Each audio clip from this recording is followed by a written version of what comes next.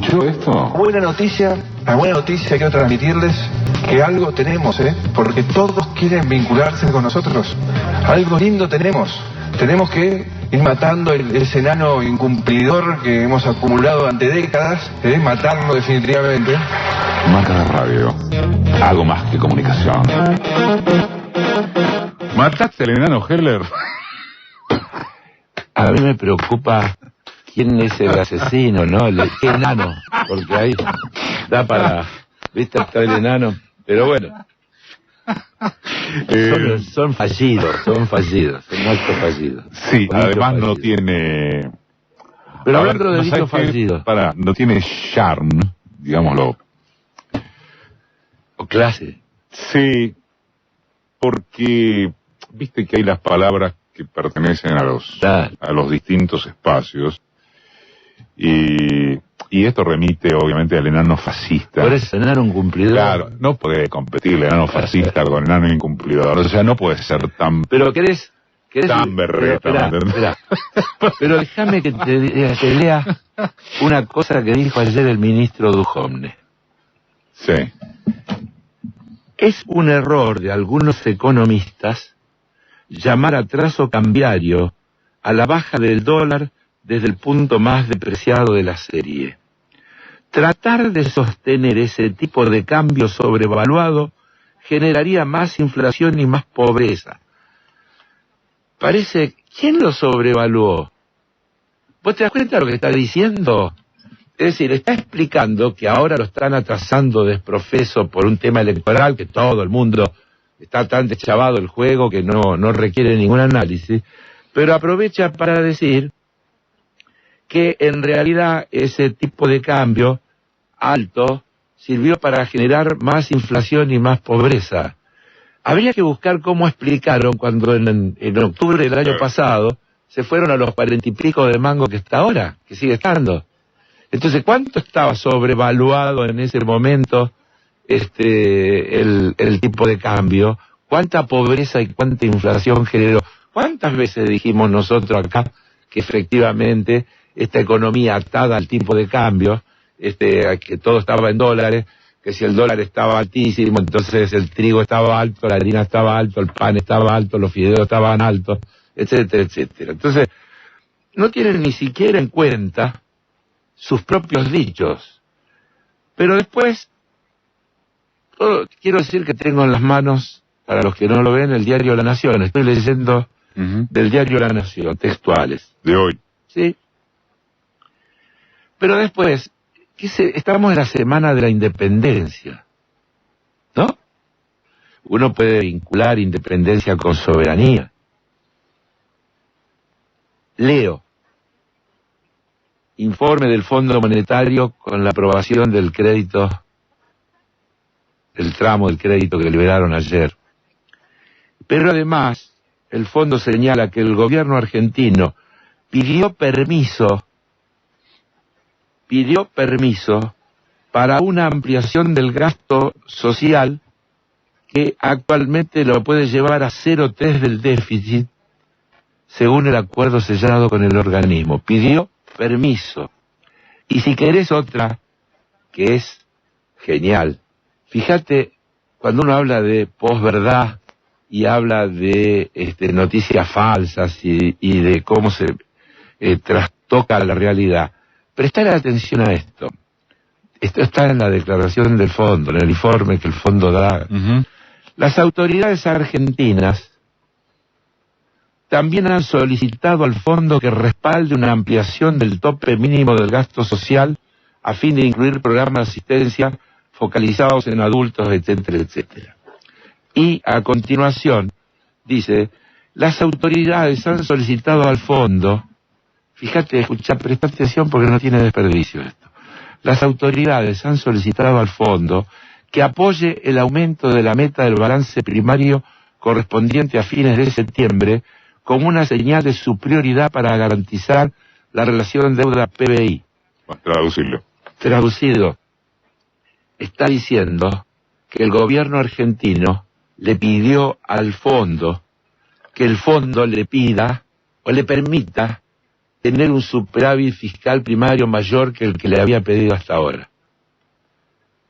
Repito, según dice esta declaración, el gobierno le habría dicho al fondo, autorícennos a que podamos tener más superávit fiscal primario que el que ustedes nos habían exigido que tengamos.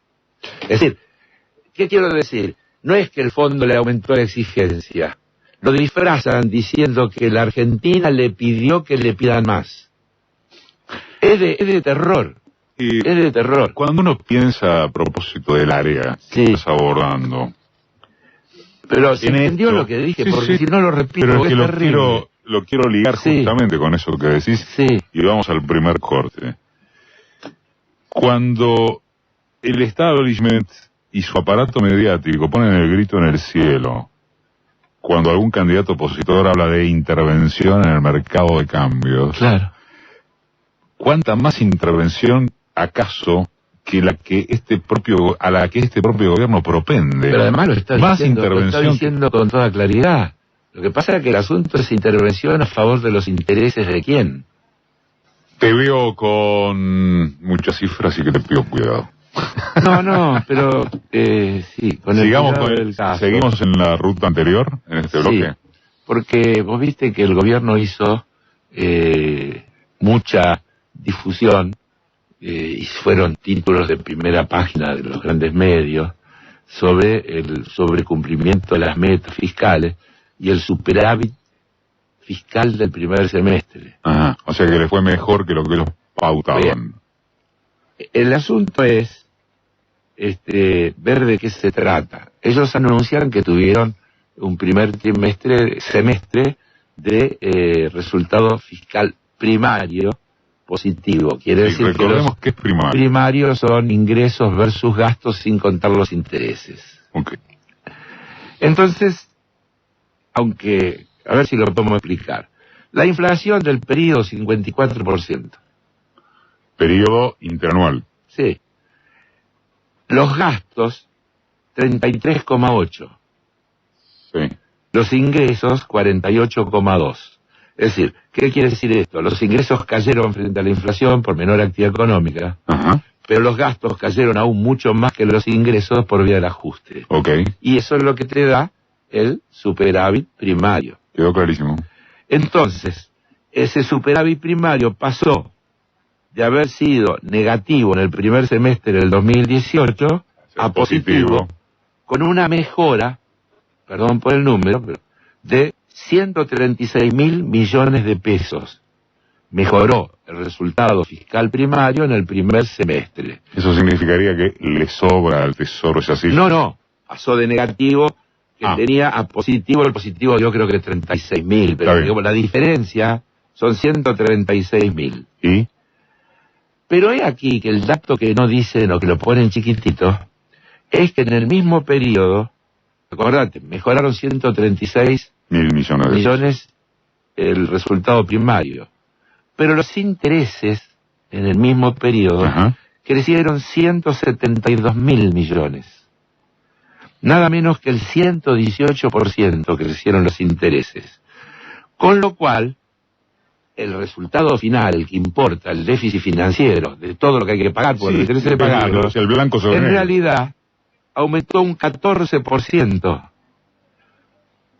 Es decir, pasó de 251.000 millones en el 2018 a 287.000 en el 2019, en el primer semestre. Eso es con los intereses que hay que pagar. Es decir, así te macanean, te ponen superávit fiscal y en realidad lo que tienen es un aumento del déficit. Pero déjame que te siga mirando, que para que se entienda bien, yo lo digo todo el tiempo, pero hay que machacar. ¿Qué quiere decir ajuste?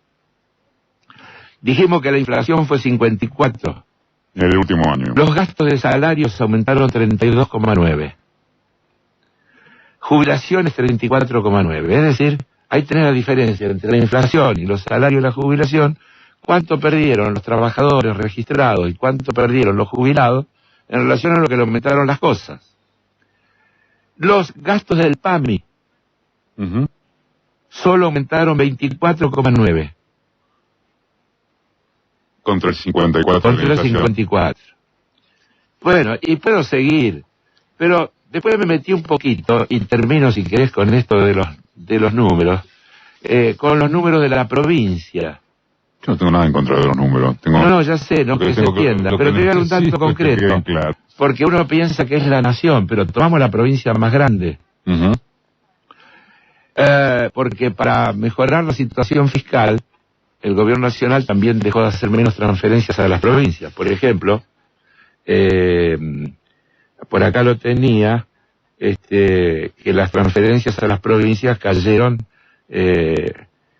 las transferencias corrientes a provincias por educación 10,1 y por salud 4,6 en términos nominales. ¿Cayeron? No, es lo que comparado con el año anterior, inflación 54, aumentaron 10 en relación a la comparativa. ¿Y estabas en la provincia de Buenos Aires? Claro, entonces la provincia de Buenos Aires, ¿cómo hizo? Se endeudó. Sí.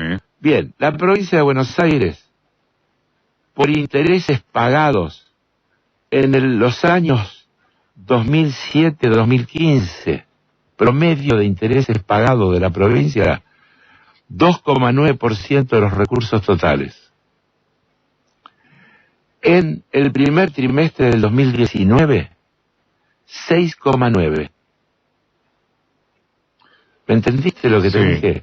En los años que van del 2007 al 2015 en promedio, la provincia dedicaba menos del 3% de todos sus recursos a intereses. A pagar intereses. En ¿Y este ahora? primer trimestre casi 7%. Hablando de citas, voy a hacer una tuya de 14 de abril, Sí. en el Diario Tiempo Argentino. En una columna dijiste: el gobierno no está derrotado, está preparando sus artificiosas herramientas, que por supuesto no apuntan a un cambio de política, sino a un maquillaje. Y decías: los aumentos otorgados a los maestros bonaerenses, apenas después de que la gobernadora Vidal dijera que eran inviables, o el diferimiento del pago de las facturas de gas, entre otros, Claro. no terminan de modificar el escenario de fondo. Y marcamos esta cita por lo siguiente. Pasaron 2 meses, el 18, va a ser 2 meses, del anuncio de la fórmula Fernández-Fernández. Vino después el de Macri-Pichetto. Sí. Y lo que venía apareciendo, quizá no tanto por las fórmulas, sino por los indicadores económicos, una pérdida continua de votos para Macri, para el oficialismo, en las últimas, 2 semanas, pero si querés en esta en particular, se ha transformado en lo que se señala, diría que unánimemente por parte de los encuestadores, como una gran remontada de gobierno que estaría descontando distancias para empezar a hablar. Primera cuestión, no le creo. Bien. Rotundamente no les creo. Yo te voy a decir la verdad. ¿Vos creés que toda esa gente en situación de calle, los que viven en el tercer cordón del Gran Buenos Aires, están preocupados por el riesgo país y por la cotización del dólar? Eso no. Bien. Respecto a esa franja. Yo lo que creo es que es una gran operación, como parte de todas las operaciones, porque por donde lo buscás, encontrás operaciones que tienen que ver con instalar ese tipo de cuestiones. Estos días hemos leído comentarios periodísticos, por ejemplo el de Jacqueline, En La Nación, Fabio Jacqueline. que claro, que dice que hay 2 elecciones, Así es. el 11 cuando los ciudadanos vamos a sufragar, Y el y el 12 donde van a decidir los mercados. Yo quiero hacer una advertencia. Es gravísimo desde el punto de vista de la democracia señalar esto, porque en definitiva convierte a el poder de la ciudadanía, yo diría, al único acto donde de verdad todos somos exactamente igual y valemos 1. Donde vale 1 el dueño de Mercado Fácil, Pago Fácil. Pago Fácil. O Mercado Libre. O Mercado Libre, perdón. y vale 1 el señor en situación de calle.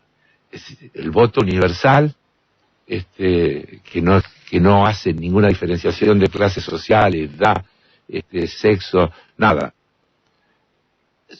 Poner que eso queda supeditado a lo que van a votar los mercados es de una gravedad desde el punto de vista de la democracia terrible. Stiglitz decía en una nota muy interesante que hablaba de Estados Unidos, pero decía, hay que volver a la democracia de un hombre un voto y no la de un dólar un voto. Porque si nos gana la de un dólar un voto, que es esto, el voto de los mercados, el mundo no tiene solución, estamos perdidos. Y vos fijate, ayer se conoce que Moody's, la calificadora de riesgo, pone en perspectiva negativa a la calificación de la Argentina. Entonces, uno primero dice, lo están castigando al gobierno. No. Está diciendo, los candidatos de la oposición no descartaron renegociar algunas o todas las condiciones del programa actual del Fondo Monetario. Esto complicaría la relación del país con el fondo y haría crecer el riesgo de incumplimiento, advierte. Entonces, por donde lo buscas, te están instalando una cuestión de la inviabilidad de abandonar este proyecto. Es decir, nos van a castigar si los ciudadanos y ciudadanas deciden otra cosa, los mercados nos van a poner en línea. Si querés ir más fino aún, lo que están diciendo es no el metamensaje de esto que acaba de hacer, sino lo que están trasladando los propios periodistas del oficialismo, sí, como el que acabas de citar. Con una diferencia en las PASO y o en la primera vuelta, de alrededor de 3 o 4 puntos a favor de Fernández y Fernández, los mercados nos quedamos tranquilos, porque lo van a revertir.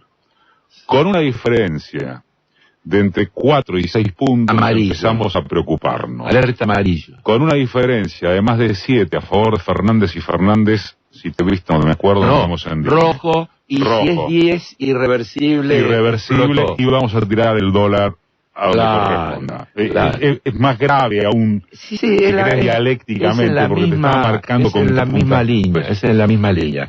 Entonces, vos fíjate que lo junto con esto de Duhovne, diciendo, ¿y qué quieren que devaluemos? Y qué sé yo cuánto. En realidad, siguiendo la política de este gobierno, el dólar está atrasado. Porque si el tipo de cambio correcto era el que pusieron en octubre, y la inflación que ha corrido de octubre acá es de no sé cuánto, el dólar está muy atrasado. Entonces, simplemente si lo liberan, lógicamente que va a haber un corrimiento del tipo de cambio. Lo están teniendo artificialmente atrasado para generar un clima electoral más propenso en todo esto que, redondeo la idea, nosotros lo llamamos el plan anabólicos. El plan anabólico es tipo de cambio atrasado, diferimiento de la factura de los servicios públicos, plan ahora 12 hasta diciembre. Escúchame, hasta la ridiculez, el otro día leí que le sacaron el impuesto a los bares y restaurantes por las mesas en la vereda hasta fin de año. Todas las medidas son hasta fin de año, muchachos. Perdóname. ¿Cómo nos podemos dejar estafar? Te dicen... Jorge Macri, el intendente de Vicente López, acaba de decir, sabemos que muchos no la estaban pasando bien en este momento y por tanto tenemos que construir puentes y tendiéndoles la mano que necesitan. Y entonces anunció una ayuda de exhibición automática del pago de ABL a más de 2.500 vecinos, personas con discapacidad, y se va a extender la exhibición a 70 clubes de barrio, entidades deportivas y sociales y sociedades de fomento hasta fin de año. Claro, entonces vos fijate, pero al mismo tiempo Duhovne va a Wall Street y dice, y está en todos los diarios, si ganamos en primera vuelta, antes de fin de año metemos la reforma laboral y la reforma previsional. Es decir, que ni siquiera el plan anabólico dura hasta fin de año. Si llegara a haber un resultado favorable al oficialismo, van por todo, van a recortar las jubilaciones, van a desregular. Escúchame, viene el plan Cabrales. Viene el plan Cabrales, muchachos. sabemos que hablamos. Sí, Cabrales es el señor que ayer dijo, queremos que los empresarios tengan derecho a despedir sin causa, porque entonces vamos a tomar gente. Eso es la desregulación laboral. No sé si sirve el recordarlo o el abordarlo.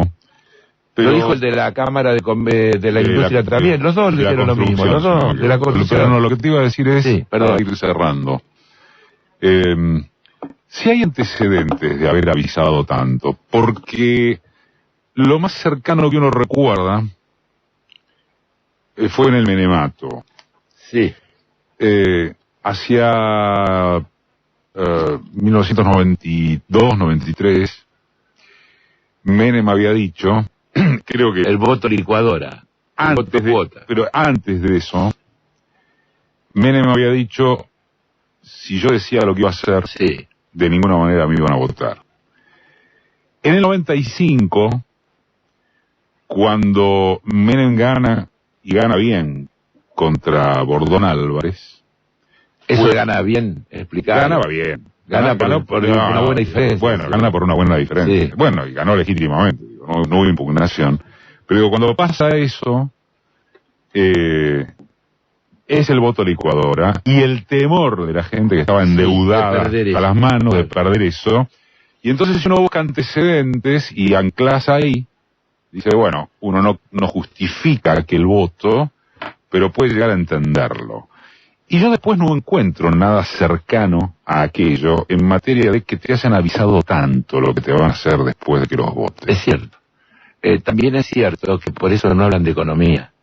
Por eso hablan de narcotráfico, de seguridad, de los acuerdos que van a venir, la Unión Europea dentro de 3 años. El acuerdo de libre comercio con Estados Unidos. Que, dicho sea de paso, marca otro récord. El presidente dijo, escuché al canciller decir que hemos empezado conversaciones con Estados Unidos para un tratado de libre comercio. Se enteró por el canciller. No, en serio, búsquenlo, no lo estoy exagerando. Dijo eso el presidente. Es otro récord. Entonces, el gobierno tiene un plan clarito. De economía poco, no hay que hablar porque no resiste. Todos los indicadores, es decir, hoy no nos dio el tiempo. Siguió cayendo el consumo, siguió cayendo la inversión, siguió cayendo la construcción, sigue cayendo todo. Y estos festejan que en vez de 14 cayó 12, y entonces dicen, hemos comenzado a observar signos de desaceleración. No les da. Por eso, vuelvo, no le creo a esas encuestas que hablan de empate técnico. Creo que quieren crear un clima, porque si se instala, están perdiendo mucho. Mira, yo hago un jueguito, sí, muy sencillo. Decime una cosa, comparamos el 2015 con esto. ¿Vos creés que hay gente que se puede haber vuelto macrista desde el 2016 hasta ahora? Pasó Heller.